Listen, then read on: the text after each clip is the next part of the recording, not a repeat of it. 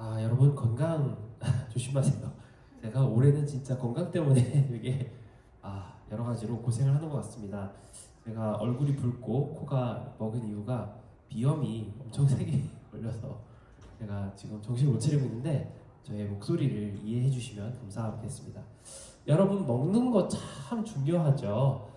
지난주에도 우리는 먹는 것에 대한 이야기를 나눴습니다만 오늘도 먹는 것에 대한 이야기를 나누게 되었습니다. 저는 한국 사람들에게서 굉장히 특별한 특징을 하나를 발견했습니다. 뭐냐면요, 먹을 때도 먹는 얘기를 합니다.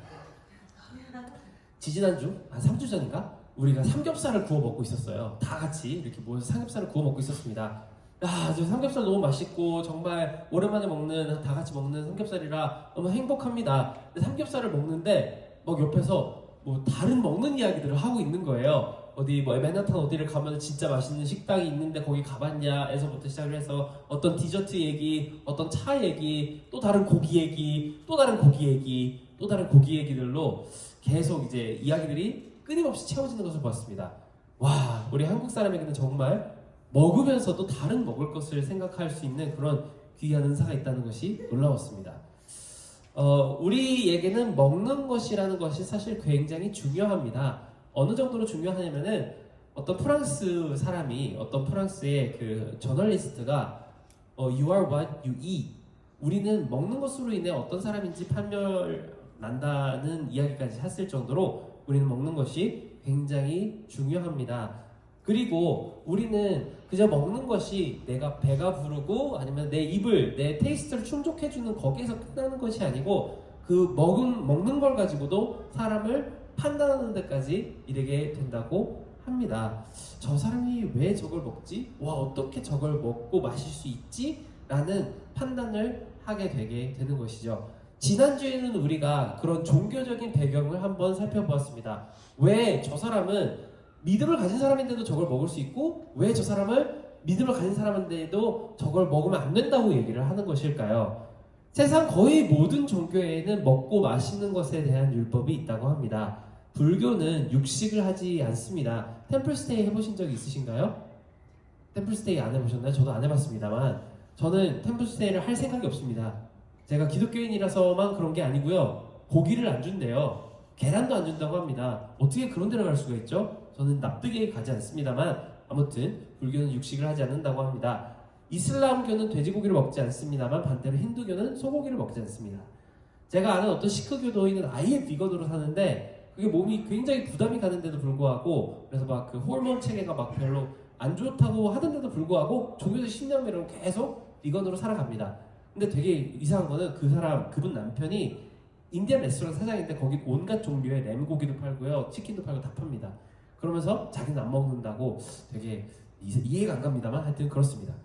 우리 크리스천은 특정 식단에 대한 율법은 없습니다. 뭐 언제는 뭘 먹어야 되고 이런 거는 없습니다만 역시 몸에 해가 되는 술이나 담배 이런 건 하지 말라고, 우리 몸은 성전이기 때문에 거룩한 성전에 술, 담배가 어울리지 않으니까 그렇게 하지 않는 것이 좋다는 그런 의견이 율법이 아닌 율법이 있습니다. 그리고 우리가 그렇다고 해서 이제 딱 그게 소주 한잔 하고 마신다고 해서 그걸 지옥 가냐? 소리가 너무 좋았나요? 한 번 더 해드릴까요? 네, 소주 한잔 딱 한다고 해서 지옥 가냐? 신학적으로는 그렇지 않다는 것을 우리는 잘 알고 있죠. 그래서 지난주에도 그리고 이번 주에도 우리는 먹는 것을 가지고 먹지 않는 것을 가지고 서로 판단하지 말라라는 이야기를 계속 하고 있습니다. 여기서 주의할 것은 이 먹고 마시고를 판단하지 말라는 것은 방탕함과 무절제를 피하라는 강한 권고와는 별개라는 사실을 알아주셨으면 좋겠습니다. 일부러 취할 때까지 막 술을 마시거나 절제하지 못하고 막 어떤 서브스턴스 어비스를 하는 그런 모습들을 볼 땐 당연히 그런 것들을 이야기를 하는 것은 아닙니다. 그런 것들은 판단을 받아야 합니다. 막 내가 한잔 하지 못하면 잠을 이루지 못하는 거나 아니면은 요즘 또 그런 것들이 되게 그 미국의 사회적인 이슈가 됐는데요. 마약이 그렇게 흥행을 하고 있다고 합니다. 뭐 어떤 종류의 마약인지도 모르겠는데 저도 아침에 봤더니 어떤 사람이 이렇게 교회 오는 길에 저 진짜 무서웠어요. 제가 6시쯤 나왔거든요. 살짝 깜깜할 때 이렇게 나왔는데 좀비처럼 이러고 있는 거예요. 서서 가만히 이러고 있는 거예요.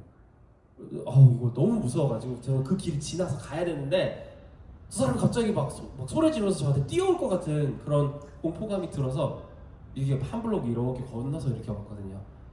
그럴 만큼 미국 사회는 지금 서브스턴스 어뷰즈 때문에 굉장히 큰 문제를 가지고 있습니다. 그런 부분들은 방탕함의 영역이기 때문에 여러분을 사랑하는 사람 있으면 반드시 이야기를 할 것입니다. 술 끊어, 담배 끊어, 너 그러다 죽어, 이런 얘기들을 아마 하게 될 것이죠. 그런데 오늘 하는 얘기는 그런 행위 자체로 악하다 아니다를 판단하지 않는 부분에 대해서 이야기를 하고 있습니다. 오늘의 말씀은 그래서 선한 것으로 비방받지 말라라는 권고로 시작을 됩니다. 우리가 옳다는 것을 행하는 것으로 욕먹지 않았으면 좋겠다라는 뜻입니다. 되게 겉만 생각해보면 되게 이상한 일이죠. 우리가 믿는 것을 행동하게 할 때 가끔씩 욕을 먹을 수도 있습니다. 정치인들 너무 옳은 일을 할 때 누가 다 100% 지지를 하나요? 그렇지 않습니다. 아무리 옳은 것을 하더라도 반대하는 사람들은 반드시 있죠. 크리스천들도 마찬가지입니다. 우리가 크리스천으로서 옳은 일을 할 때 욕을 먹을 수도 있습니다. 저는 되게 그런 일이 되게 많았었던 것 같아요. 군대에 있을 때 특히 저는 전도를 되게 많이 했었습니다. 이제 한 1병 끝나고 상병 이제 들어갈 때 그때부터 우리 부대 친구들을 교회를 그렇게 많이 끌고 갔었어요. 군대에 있는 군인들이라고 걱정이 없는 게 아니에요, 여러분. 때 되면 밥 나오고 뭐 그냥 가만히 있으면은 뭐 랭크가 올라가고 그래서 걱정이 없을 것 같지만 온갖 걱정들이 다 있습니다. 누가 나를 좀 싫어하는 것 같아서 걱정이에요. 나는 일을 더 잘하고 싶은데 그런 것들이 걱정입니다. 이런 걱정을 하는 사람들도 있는데 그런 거 말고도 이제 바깥 세상에 대한 걱정을 하시는 군인들이 참 많습니다. 우리 부모님이 아프셔서 누군가 돌봐줘야 되는데 제가 못 나가서 너무 힘들어요 하는 병사들도 있었고 뭐 여자친구랑 헤어졌어요 라고 하면서 막 우는 그런 병사들도 꽤 많았습니다. 근데 그것보다 제일 심각한 친구가 제가 하나 기억이 나는 친구가 하나 있는데요. 휴가 갔다 오고 나서 얼마 안 돼가지고 갑자기 전화가 왔는데 이등병이었었어요. 여자친구가 임신을 했대요. 그래서 막 다들 난리가 났습니다. 와 이거 어떡하냐, 큰일 났다고. 저 때는 제가 그 군대 생활을 27개월을 했거든요. 요즘은 1년 8개월이지만 그때는 1년 6개월이지만 그때는 2년 3개월이 있었어요. 그러니까 그 친구가 그 임신을 이등병 때 시켰으면까 이게 뭐 전역할 때쯤 되면 거의 막 아빠 할 수 있는 나이가 되는 거겠죠. 그런 아주 큰 인생의 고민이 다가오는 그런 친구들도 있었습니다. 그런 친구들을 한 명 한 명 데려다가 냉동반도 사주고 이렇게 교회를 끌고 가가지고 그 집사님들의 맘스터치도 좀 받게 해드리고 이렇게 막 이렇게 어르고 달래어서 교회를 데리고 갔더니 사람들이 저를 다 좋아했을까요? 그렇지 않습니다. 다 싫어했습니다. 이게 종교 생활을 하려고 하면은 주말이 통째로 날아가는데 주말에 그럼 누가 낙엽 쓸고 땅 파고 누가 다 할 거냐? 너는 왜 눈치 없이 애들을 자꾸 끌고 가냐? 저한테 욕을 많이 했던 선임들이 있었습니다. 그런 종류의 기쁨들이 있다면 여러분들을 기쁨으로 견디시면 됩니다. 왜 그렇게 크리스찬으로 티를 내고 사느냐? 왜 그렇게 예수하고 사느냐? 그런 비판이 있다면 감사하게 받으시면 됩니다. 하지만 오늘 이야기하는 선한 것으로 비방받지 말라라는 것은 다른 종류의 비방을 이야기를 합니다. 나는 이것이 맞다고 생각을 합니다. 그리고 다른 사람은 저것이 맞다고 생각을 하죠. 그리고 둘 다 일리가 있습니다. 문제가 있다면 여기서 서로 타협할 생각이 없이 죽어라고 싸우는 것을 이야기를 합니다. 하나님을 사랑하기 때문에 우상에 바쳐진 고기는 먹지 않겠다는 사람들이 있었습니다. 그리고 하나님만이 유일한 시기이기 때문에 고기 따위로 내 믿음을 흔들을 수 없어 라고 생각하는 사람들도 있었죠. 전부 이 두 사람 다 하나님을 사랑하기에 이렇게 판단을 하는 사람들이었습니다. 문제는 이걸 가지고 서로 물어뜯고 싸우더라는 것입니다. 그리고 믿음이 없는 사람들의 입장에서 보기에 도대체 저게 뭐길래 그렇게 죽어라고 싸우는지, 실제로 서로를 되게 크게 활타면서까지 왜 싸우는지 이해가 안 간다고 크리스천들은 모순덩어리라고 생각할 수밖에 없는 그런 장면들이 많이 보였던 것이죠. 그러고 보니 우리 한국 교회에는 그런 비슷한 이슈들이 참 많았습니다. 그리고 교회에는 이런 이슈들이 참 많았습니다. 나도 내가 생각할 때 옳은 방식으로 더 하나님에 대한 사랑을 깊이 보이고 싶고 실천하고 싶은데 다르게 생각하는 사람들이 있었던 것이죠. 얼마 전에 가수 자두 누군지 아시나요? 김밥 잘 말아줘 아시나요? 내가 너무 세대가 좀 그런가요? 그분이 어쩌다가 그 목사님이랑 결혼을 하셔서 사모님이 되셨어요. 근데 사모님이라는 게 얼마나 힘드냐고 인터뷰를 방송국에서 하는 게 유튜브로 올라왔더라고요. 사모님이라고 하면은 그 목사님들 아내를 얘기를 하는데 저희 사모님도 어딘가에 계시겠죠? 참 힘든 것 같습니다. 제가 봐도. 근데 어느 날 어떤 권사님이 그 사모님에게 깍두기를 왜 이렇게 크게 썰었냐고 그렇게 역정을 내시더라고 합니다. 근데 또 다른 집사님이 보시더니만 깍두기를 왜 이렇게 작게 썰었냐고 또 역정을 내시더라고 합니다. 똑같은 깍두기를 놓고요. 그래서 자두 사모님이 막 갑자기 열을 확 받으셔가지고 깍두기 때문에 천국 가는 거 아니잖아요 라고 막 인터뷰에서 열을 받아 하시는 장면이 나왔습니다. 근데 저도 사실 우리 교회의 그 시군부 밥 해주시는 분들 사이에서도 굉장히 많이 싸우는 걸 봤어요. 예를 들자면 이렇습니다. 밥이 모자랐어요. 어느 날 밥이 없어가지고 그 늦게 올라온 교육부 아이들이 밥을 못 먹었습니다. 그래서 권사님들이 막 따집니다. 도대체 밥을 누가 이렇게 조금밖에 안 해가지고 애들 밥도 못 먹이냐고 그랬더니 집사님이 달려가가지고 쓰레기통 보이시면서 밥을 이렇게 하나 많이 남겼는데 그럼 다 해가지고 버리냐고 이걸 가지고 막 죽으라고 싸우고 계시는 거예요. 막 소리 지르면서. 근데 모르는 사람들은 보고 와 교회 살벌하다. 여기 진짜 힘들다. 못 오겠다. 이런 생각이 들게 되겠죠. 서로의 의견이 뭐 틀리다고 할 수는 없습니다. 밥을 너무 많이 해서 버리는 거 죄죠. 그런데 넉넉하게 할 수 있는데도 불구하고 안에서 못 먹는 사람이 생겨서 안타까운 마음이 들 수도 있습니다. 여기서 가장 큰 문제가 무엇일까요? 싸운다는 점입니다. 오늘 너희들이 선한 것으로 비방받지 말라라고 할 때 그 선한 것으로 비방받는 것이 아니고 내가 선하다고 생각하는 것 때문에 싸우는 걸로 비방받지 말라고 하는 것입니다. 그럼 이 먹고 마시는 것에 대해서 우리가 정말 작은 것에 대해서 이거 목숨 걸 만한 일도 아닌데도 불구하고 목숨 걸고 싸우게 되는 일들에 대해서 어떻게 하면 좋을까요? 사도 바울은 이렇게 이야기를 합니다. 나는 내가 이 고기 때문에 믿음이 흔들리지 않지만 나 때문에 마음 상할 사람들 때문이 있다면 고기를 절대 앞으로 아예 안 먹겠다고 얘기를 하는 것이죠. 그럼 반대로 나는 고기를 먹으면 안 된다고 생각을 하지만 그래도 고기를 먹는 게 양심에 거리끼지 않는다는 사람들을 위해서 아무 말도 하지 않겠다라고 이야기를 하는 사람도 있어야 합니다. 내 입장을 생각해보는 것이 아니고 상대방의 입장을 생각해서 배려를 해주는 것이죠. 저는 한국 사람들이 그거 굉장히 잘한다고 생각을 합니다. 어떤 나라 다른 식당에 가봐도 싸우는 사람이 없습니다. 그런데 내가 돈 내겠다고 카드를 서로 이렇게 칭칭칭 하면서 싸우는 사람들이 있는 곳 한국밖에 없습니다. 저도 막 저희 아내랑 그 다른 막 손님들이랑 가면은 저희 아내가 몸이 빠른 사람이라서 이게 잘 긁고 오거든요. 제가 막 이렇게 막 말을 하면서 어텐션을 이렇게 하고 있으면은 쓱 가가지고 계산을 탁 하고 옵니다. 그럼 왜 계산했냐고 막 뭐라고 하죠. 그런 마음에 우리의 가장 깊은 심리는 무엇일까요? 왜 카드를 내 거를 쓰라고 막 싸우는 것일까요? 그 사람을 배려하기 때문입니다. 그 사람을 사주고 싶고 그 사람에게 정말 깊은 정을 이 식사 한 끼를 통해서 나누고 싶기 때문입니다.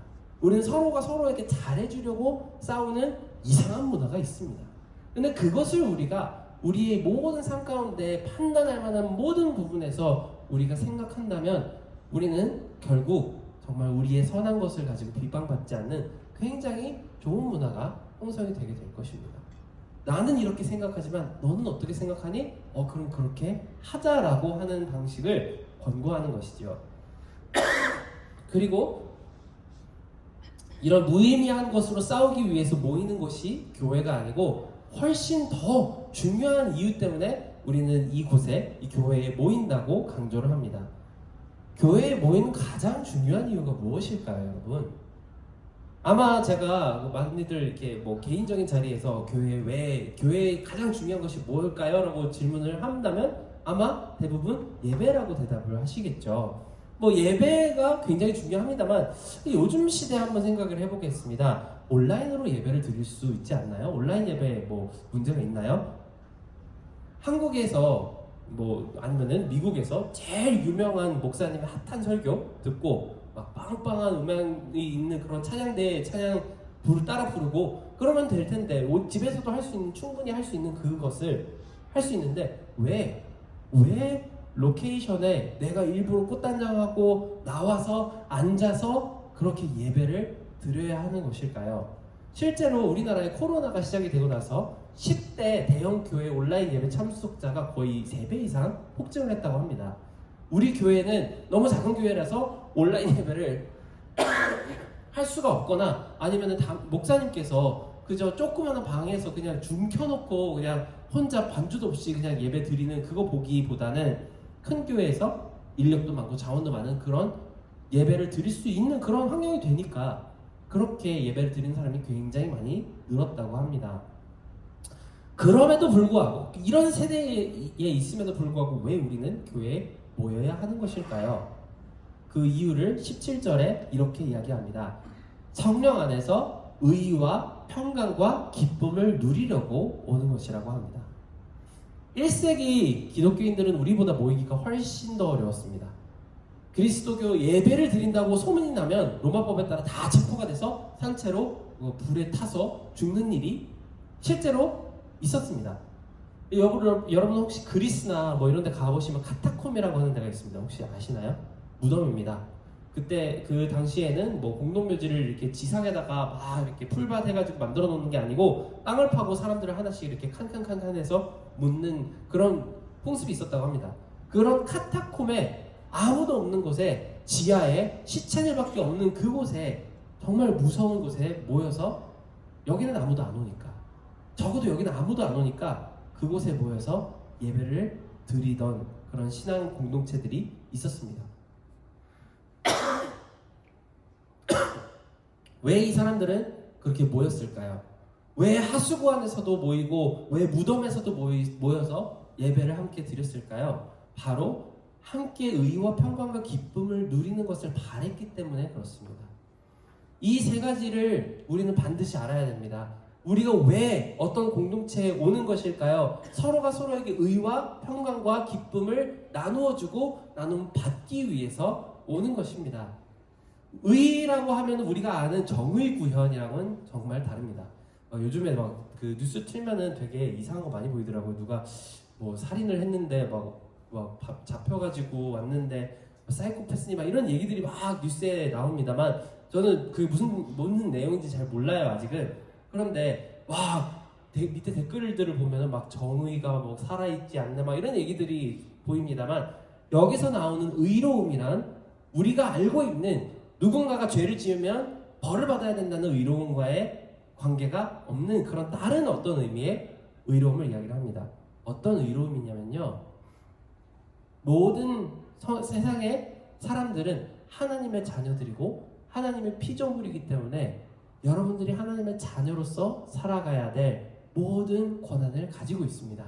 그 권한은 이웃들이 서로를 봤을 때 이 사람이 하나님의 형상으로 살아갈 수 있도록 먹을 것을 필요하면 먹을 것을 데워주고 옷 입을 것이 필요하면 옷 입을 것을 서로에게 나눠주는 것이 의로움입니다. 그래서 성경에는 정말 수없이 많은 곳에 가난한 사람들과 고아와 과부들과 이방인들을 주로 돈이 없어서 정처 없이 떠도는 그런 나그네들을 반드시 돌보라고 가르쳤습니다. 그 나라에서 고아와 과부가 배를 골고 있다. 근데 아무도 돕지 않는다라고 하면 그 사회 전체가 벌받을 곳으로 하나님은 생각하시고 그렇게 가르치셨기 때문입니다. 그럼 의로움이라는 것은 이렇습니다. 우리 교회에 있는 이 커뮤니티와 이 소사이티에서 누군가가 어떤 필요가 있는데 그 필요를 채워주지 않고 있다는 것을 알면서도 관심을 두지 않는 것이 의롭지 못한 것입니다. 의로움이란 무엇인지 아세요? 내가 어떤 필요를 가지고 있고 내가 이런 부분에서 너무나도 안타까운 그런 사정 가운데 있다고 하면은 모두가 다 뛰어나와서 함께 도와주는 그것이 바로 교회 안에서의 의로움입니다. 저는 사실 목사이기 때문에 사실 그냥 가만히 있어도 일주일에 막 몇 건씩 한 두세 건씩은 계속 카톡이 옵니다. 목사님 저 지금 큰일 났어요. 이런 일이 있는데 도와주실 수 있나요? 뭐 지금 재판하러 뭐 가고 있어요. 뭐 경찰서에 잡혀갔어. 이런 일들을 가끔씩 한 번씩 이렇게 옵니다. 카톡방에 이렇게 막 이렇게 올라오면 저도 갑자기 막 걱정이 되기 시작하고 이거 어떻게 해결을 해줘야 되나. 그럼 막 목사님들이랑 장로님들한테 막 말씀을 드려가지고 이런 일이 있다고 합니다. 그러면은 정말 우리 교회는 너무나도 감사하게 목사님 그러면 빨리 이걸로 해결을 하시죠. 그러고 막 1,000불, 2,000불 막 책 끊어서 주시고 그런 경우들이 참 많습니다. 이것을 하려고 오는 것이 공동체입니다. 옛날 1세기에 처음 예수님을 믿게 된 사람들은 다 자기가 가진 모든 물건을 다 팔아서 내 거라고 소유를 주장하지 않고 모든 사람들이 함께 쓸 수 있도록 나누었다고 합니다. 우리는 이것을 유토피아라고 부릅니다. 모든 사람들이 살면서 내 거를 내 거라고 주장하지 않고 그냥 모든 것들을 다 나누고 다 마치 모든 공공의 소유인 것처럼 쓰며 서로가 가난하지 않도록 돌보는 그 사회를 천국이라고 우리는 부릅니다. 또 다음은 평안입니다. 우리는 교회 안에서 물어뜯고 싸우는 것을 참 많이 봤겠지만 교회는 근본적으로 서로를 만나서 평안을 누리기 위해서 만들어진 공동체입니다. 세상에서 아무리 힘들고 어려운 시간을 보내었어도 아무리 외롭고 고단한 시간을 보냈어도 우리는 이 공동체에만 오면 누군가가 내 이야기를 정말 귀를 기울여서 듣고 진심으로 위로를 건네며 보듬어주는 사람들이 있는 공동체를 찾아와야 하는 곳이 교회입니다. 왜냐하면 그렇게 하면 사람들이 살아갈 수 있기 때문에 그렇습니다. 예전에 저는 자살 예방 교육에 대해서 들은 적이 있습니다. 자살을 하려고 마음 먹은 사람은 반드시 주변에 어떤 사인을 보낸다고 하죠. 죽음에 대해서 많이 이야기를 한다든지 자살하면 많이 아플까? 이런 얘기를 물어본다든지 아니면은 요즘 너무 힘든데 말을 할 사람이 없네 이런 이야기들을 한다고 합니다. 한 10가지 종류의 사인이 있다고 합니다. 근데 실제로 그런 사인을 보내는 사람들 중에서 실제로 자살까지 연결이 되는 사람과 그렇지 않은 사람의 차이가 뭘까요? 주위에서 누군가가 그 사인을 민감하게 캐치를 하고 붙들어주는 사람이 있다면 자살할 가능성이 반 이하로 내려간다고 합니다. 극단적으로 저는 자살이라는 주제로 이야기를 하지만 사실 우리 인간이라는 생물은 이런 사회적인 경험에 의해서 마음의 형태를 잡아가고 그리고 건강하게 살 수 있도록 그렇게 디자인되어 있습니다. 우리는 어디에 가서 내 이야기를 정말 시시콜콜 얘기를 해도 여기에 대해서 판단받지 않고 위로를 얻을 수 있는 그런 공동체가 어디에 있을까요? 특히나 요즘 같은 세대에 1인 가구가 많이 늘어나고 혼밥하는 것이 너무나도 자연스러워져 가고 있는 그런 인디비주얼리스틱 소사이어티에 살고 있는 우리에게는 점점 더 그런 공동체, 그런 소셜 바운더리가 줄어들고 있죠. 여러분 정말 힘들어서 내 안에 있는 그 아픔과 괴로움을 털어놓고 싶을 때 누구에게 가면 좋을까요? 물론 예수님께 갈 수도 있죠. 기도 중에 눈물 흘리면서 예수님께 가서 할 수도 있겠죠. 그 기도를 예수님 분명 들어주실 것입니다만 예수님께서 그러면은 여러분들이 부모님에게 힘들었어야 할 때 그랬어라고 안아주시는 것처럼 그렇게 어떻게 반응을 해주실 수 있을까요? 여러 가지 방법이 있겠지만 가장 중요한 방법은 여러분이 교회 안에 다른 형제와 자매들에게 서로가 위로를 건네고 서로가 평안을 빌어줌으로써 그렇게 할 수가 있습니다. 참 이 평안을 빌어주는 기도라는 것은 엄청난 힘을 가지고 있습니다. 어떤 의사가 그렇게 얘기를 했습니다. 사람 죽이는 것은 정말 쉬워도 살리는 것은 정말 어렵다고 합니다. 어떤 한 사람이 마음이 너무 낙심이 되어서 죽을 마음을 갖는 것은 참 너무나도 쉬워도 위로를 얻고 그 마음 때문에 그 마음에 다시 따뜻함을 얻어서 살아갈 수 있는 힘을 얻을 수 있는 공동체가 있다고 한다면 교회는 그 역할을 반드시 수행을 해야 합니다. 우리가 공동체로 모이는 가장 중요한 두 번째 이유가 바로 여기에 있습니다. 서로에게 위로와 평안을 전달하기 위해서 있는 것입니다. 우리가 온라인 예배를 드릴 때 이것이 불가능하죠. 물론 그 목사님이 설교를 할 때 여러분 옆에 예수님이 있습니다라고 할 수는 있지만 그래도 우리가 교회 커뮤니티에 나오는 이유가 있다면 여러분들이 여러분의 입으로 정말 털어놓는 그 아픔을 함께 들어주고 공감할 수 있는 그 믿음의 형제자매가 이 자리에 있어야 하기 때문입니다. 세 번째는 바로 기쁨입니다. 우리는 당연히 친구들과 모일 때 기쁘고 즐겁죠. 인스타에 보면은 참 저도 인스타를 잘 안 올리는데 막 보기는 많이 봐요. 좋은 식당에도 가고 디저트도 먹고 참 주변에 막 바람 쐬러 여러분들 그걸 올릴 때 우리 목사님 이거 알까 하고 한번 좀 보내는 좋아요. 저는 뉴욕 온 지 1년 돼가는데 1년이 넘었는데 좋은 식당이 어딘지도 모르겠어요. 여러분들 어떻게 그렇게 다 잘 알아가지고 저보다 뉴욕 온 지 얼마 되지도 않은 분들이 더 잘하시는 것 같아요.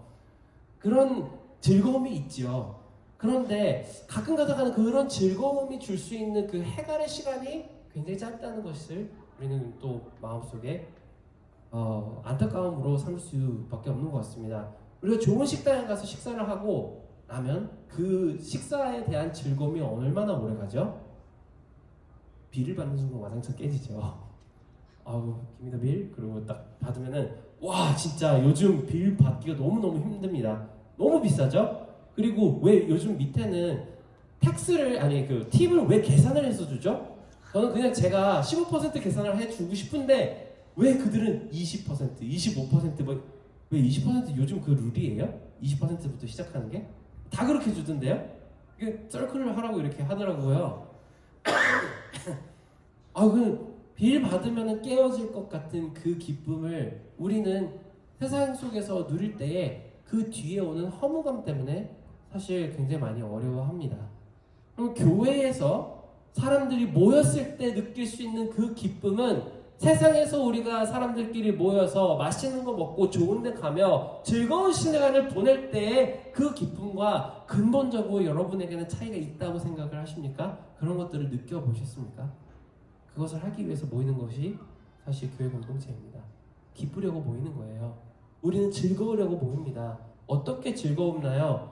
우리가 힘들 때에는 서로에게 평안을 빌어주면서 사실 기쁨을 회복할 수 있고 우리가 함께 모여서 즐거운 일들을 나누고 함께 하나님 나라에 대해서 난 정말 이런 기쁨을 일주일 동안 누렸어라는 그 감사를 나눌 때에 그 기쁨이 증폭이 됩니다. 저는 여러분들이랑 같이 찬양할 때 정말 오늘은 좀 모르는 곡이 많았어요. 형 미안한데 근데 막 정말 우리가 막 하면서 찬양하는 그런 느낌들이 확 올 때 그래서 누군가가 더 크게 찬양하고 눈물이 흘러내리는 것들을 볼 때 거기에서 오는 기쁨은 제가 밖에 나가서 어떤 곳에서 누릴 수 있는 기쁨보다 훨씬 더 뛰어난 그런 기쁨이 있습니다. 막 수련회 같은 데 가서 밤을 새우면서 이야기를 하면서 와 진짜 하나님 정말 대단한 분이시다.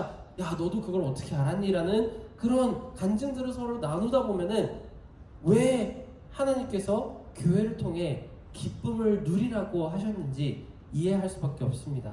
최근 어떤 다른 목사님하고 다른 교회 목사님하고 이야기를 나눴는데 젊은 부부 수련회를 갔다고 하십니다. 근데 수련회에 되게 이상하게 그 분은 또 되게 그 계획하시는 타입이셔가지고 진짜 1분 단위로 막 계획을 하셔야 되는데 그래서 수련회 계획이 뭐냐 시간표를 저 달라 그랬더니 시간표가 없더랍니다. 야 어떻게 수련회에 시간표가 없을 수가 있어? 그랬더니 그런 거 필요 없다고 하더랍니다. 그럼 수다만 떨고 와도 좋겠지 그랬는데 진짜 그분들은 밤새도록 찬양을 하고 기도하고 간증을 하면서 진짜 밤새도록 그렇게 수련회 시간을 보내더랍니다. 목사님은 굉장히 은혜를 많이 받았다고 그리고 기뻤다고 즐거웠다고 합니다. 교회는 사실 우리가 세상 속에서 누릴 수 없는 모든 사람들이 이것을 하면 기쁠 거야 라고 생각은 하지만 그래서 아주 짧은 순간 기쁘긴 하지만 헛개비처럼 지나가 버리는 그런 기쁨이 아니고 오랫동안 마음속에 남고 또 그것이 심지어 자라기까지 하는 그런 기쁨을 누리는 곳이 바로 교회라는 공동체입니다. 그것을 위해 이 세 가지를 위해 교회가 존재하고 있습니다. 이렇게 세 가지 이유를 우리가 충족을 해 나갈 때 어떤 일이 일어날지에 다음 절에 이렇게 나옵니다. 그리스도를 이렇게 섬기는 사람은 하나님을 기쁘시게 하고 사람에게도 인정을 받습니다. 하나님을 기쁘시게 하고 사람에게도 인정을 받습니다. 우리가 어디 가서 대단한 사역을 하고 수천 명에게 복음 선포도 하고 그리고 온갖 눈에 들어오는 일들을 하지 않아도 하나님을 기쁘게 할 수 있습니다. 어떻게 하면 좋을까요? 오늘은 세 가지를 이야기를 했습니다. 서로가 서로에게 나눔을 통해서 필요한 것들을 채워주고 마음속에 빈 공간이 있으면 위로로 평안을 빌어주고 그리고 함께 기쁨을 나누면서 하나님을 기쁘시게 하는 것입니다. 그리고 이렇게 할 때에 사람들에게도 인정을 받는다고 합니다. 하나님께서 우리 가운데서 정말로 기뻐하겠죠. 그리고 지금 우리 이 세대의 이런 소사이티에서 정말 가면 사람들이 기뻐하고 눈물들이 닦여 나오고 그리고 모든 마음속에 있는 우울함들이 해결받을 수 있는 그런 공동체, 그런 장소가 있다고 한다면 아마 모두가 참여하고 싶어 할 것입니다. 요즘 사람들이 느끼고 있는 가장 큰 불안감과 우울증 중에 하나가 나는 내가 belonging하는, 내가 소속된, 정말 내가 마음을 터놓을 수 있는 공동체가 없다라고 하는 소속감의 상실이 있다고 합니다. 그러므로 우리는 화평을 이루고 서로를 세워주는 일에 힘씁시다라는 말씀이 마지막입니다. 서로 화평을 이루라고 합니다. 우리 여기 싸우러 모인 것이 아닙니다. 우리끼리는 참 이 얘기하기가 좀 편해요. 왜냐면 서로 싸우는 사람들이 별로 없기 때문에. 그렇죠. 근데 막 제가 이런 얘기 새벽 예배 때 이렇게 하잖아요. 그러면은 되게 불편합니다. 왜냐면은 이쪽에 앉으시는 분들이랑 저쪽에 앉으시는 분들이 분위기가 좀 안 좋거든요. 그래서 되게 여러분 화평하셔야 됩니다 그러면은 이러신 분들이 분명히 있어요. 그래서 참 이런 말을 하기는 어렵지만 교회는 결국 기본적으로 서로 화평하기 위해, 평화를 위해 모이고 서로를 세워주는 일에 힘쓰기 위해서 모이고 있습니다. 여기서 세워줌이라는 것은 띄워줌과는 다릅니다. 띄워주는 것은 뭐 오늘 화장품 뭐 발랐어요? 왜 이렇게 예뻐요? 한국 갔다 오시더니 머리가 왜 이렇게 예뻐요? 이런 얘기를 하는 것이 그런 가벼운 띄워줌이 세워줌이 아니라는 사실을 우리가 이해할 수 있었으면 좋겠습니다. 예수님 안에서 더 성장할 수 있도록 도와주는 모든 일들이 바로 세워줌에 해당이 됩니다. 우리 마음속에 있는 고통이 예수님을 향한 성장을 막고 있다면 그것을 들어주고 위로하는 것이 세워줌입니다. 하지만 내가 어떤 잘못 때문에 회개하지 않은 때문에 세워줌을 받고 있지 못하다면 그것을 함께 그 문제를 숙제를 해결해 나가는 모든 과정들이 이 세워줌에 한번 들어가게 되는 것이죠. 우리는 종교성을 근본적으로 싫어하는 세대를 살고 있습니다. 제도권과 틀에 박힌 전통과 숨막히는 예식 속에서는 감동받기 힘들어하죠. 지난 수요일에 여러분 그 밖에 무슨 일이 있었는지 보셨죠? 거의 오후 한 2시 됐는데 저는 예수님 오시는 줄 알았어요. 바깥이 노랗더라고요. 그런데 그 날 저와 우리 편지 자매가 카톡을 나누었습니다. 과연 오늘 수요 예배가 있을까 없을까? 그걸 가지고 서로 계속 1시간에 한 번씩 소통을 하고 의견을 나누었습니다. 에이 설마 없겠지. 와 대기지의 오염도가 270이다. 이러다 우리 다 죽겠다. 예배 없겠지. 그런데 놀라운 일이 일어났습니다. 60명이 넘게 오셨어요. 넥타이 다 매고 옷을 딱 빼입고 공기질 왜 이렇죠? 그러면서 다들 오셨어요. 어르신들이 다 오셔가지고 앉아가지고 예배를 드립니다. 저도 양복에 넥타이 딱 졸라매고 본당에서 찬양에 목이 이렇게 땡땡 부어가지고 그때 때문에 저 지금 비염이 더 심해진 것 같은데요. 네, 여러분 어디 가서 이런 얘기 김 목사님이 수요 예배 때문에 목이 이상해졌다 이런 얘기 하지 마세요. 그때 때문에 그런지는 모르겠지만 그런 형식에 갖추어서 예배 드리는 것은 좋아하시는 분들도 있겠지만 우리에게는 사실 좀 맞지 않는 그런 영성이 되어가고 있는 것 같습니다. 하지만 이 우리 세대가 그렇다고 해서 영적인 경험을 싫어하는 세대는 아니라고 합니다. 목회학 조사 목회학 연구소라는 데가 있는데요. 조사 결과에 72%의 MZ세대가 나도 영적인 경험을 하고 싶다라고 대답을 했다고 합니다. 누군가와 이야기를 나누면서 예수님이 계시다라는 것을 느끼고 싶고 내가 어떤 교회 예배에 들어가서 감동을 받아보고 싶다라는 대답을 72%가 했다는 것이죠.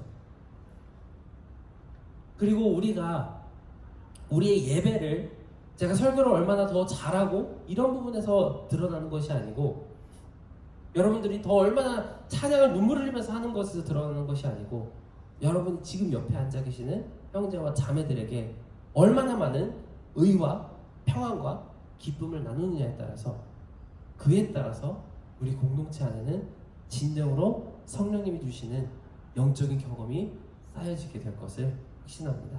우리 함께 찬양 한 곡 했으면 좋겠는데요. 제가 찬양을 부르기에 도저히 목소리가 안 좋아서 찬양팀이 좀 저를 도와주셨으면 좋겠어요.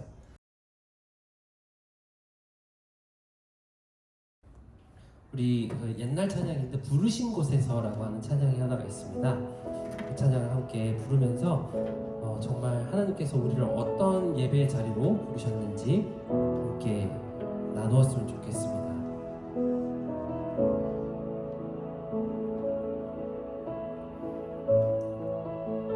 함께 제가 파워포인트를 준비를 못했는데 가사를 불러드릴 테니까 함께 찬양했으면 좋겠습니다. 따스한 성령님 마음으로 보내.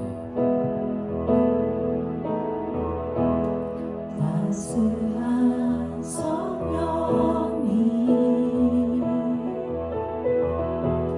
마음으로 보내.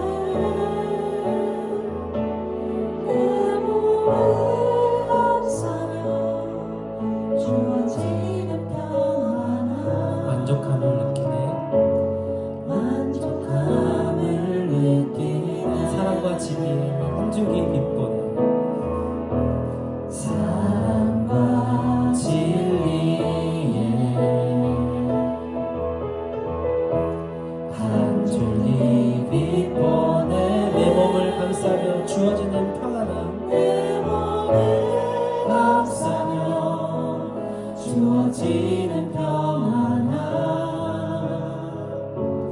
그 사랑을 부르신 곳에서 나는 예배하네. 부르신 곳에서 나는 예배하네. 어떤 상황에도 나는 예배하네. 부르신 곳에서 나는 예배하네. 어떤 상황에도 부르신 곳에서 나는 예배하네.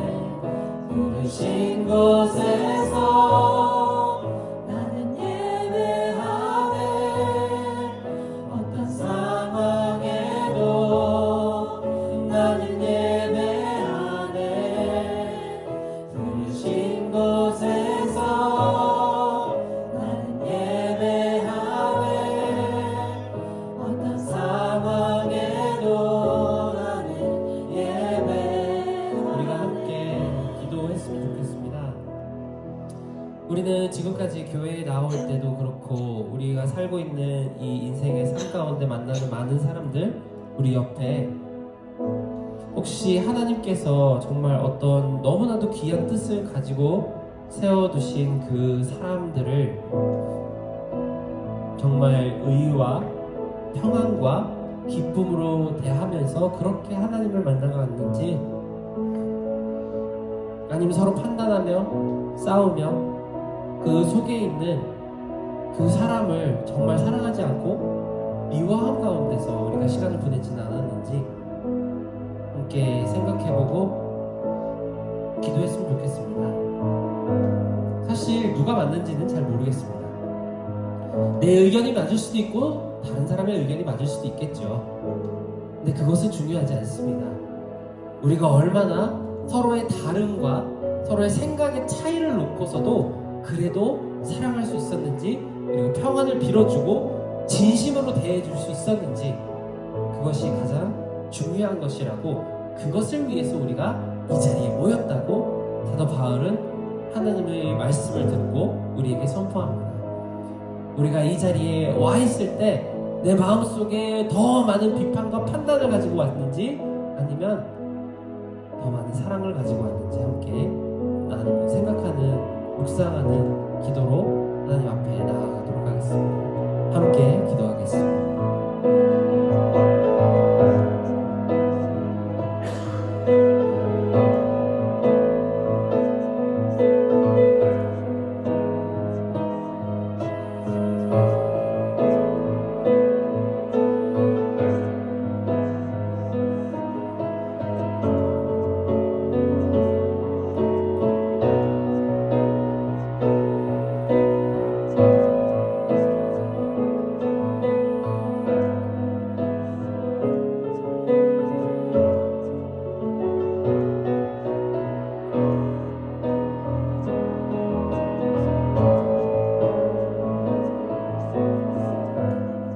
그리고 우리가 함께 또 기도하고자 하는 그런 것은 우리 모인 이곳에서 내가 정말 내 마음에 위안을 얻고 기쁨을 얻고 평강과 또 이로움을 얻기 위하여 정말 솔직하게 내어놓을 때 하나님께서 들으시고 또 우리 가운데 정말 진심으로 서로를 위해주는 그런 마음들을 더 많이 얻어가는 그런 공동체가 될 수 있도록 이 자리를 위해서 함께 기도해 주셨으면 좋겠습니다. 정말 슬픈 일이 많고 우울한 것이 많고 우리가 어디에 가서 이것을 털어놓기도 힘들 만큼 어려움이 많은 이 세대에 살아가고 있는 한 사람 한 사람들로서 우리가 위안을 얻을 곳은 바로 하나님의 집밖에 없음을 고백할 수 있는 그런 귀한 시간을, 그리고 그런 하나님의 집이 우리 크로스비 공동체가 될 수 있도록 우리 가운데 임하여 주시옵소서라는 마음을 가지고 함께 기도하겠습니다.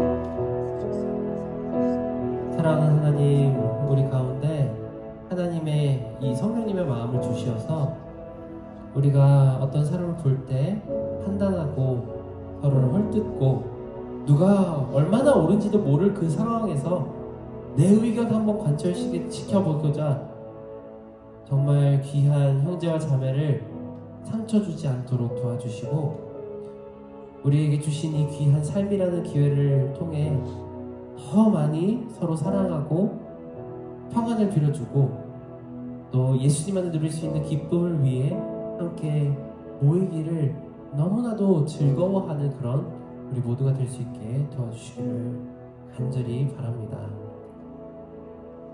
이제는 우리 주 예수 그리스도의 은혜와 하나님의 사랑과 성령님의 감화 감동 교통하심이 더 이상 다른 사람들을 상처 주거나 판단하기 위해 살지 않고 하나님의 위로와 평안과 기쁨 그리고 의로움을 전달하는 사람들로 거듭나기를 원하는 모든 크로스비 한 사람 한 사람 머리 위에 이제로부터 영원토록 함께 할지어다. 아멘.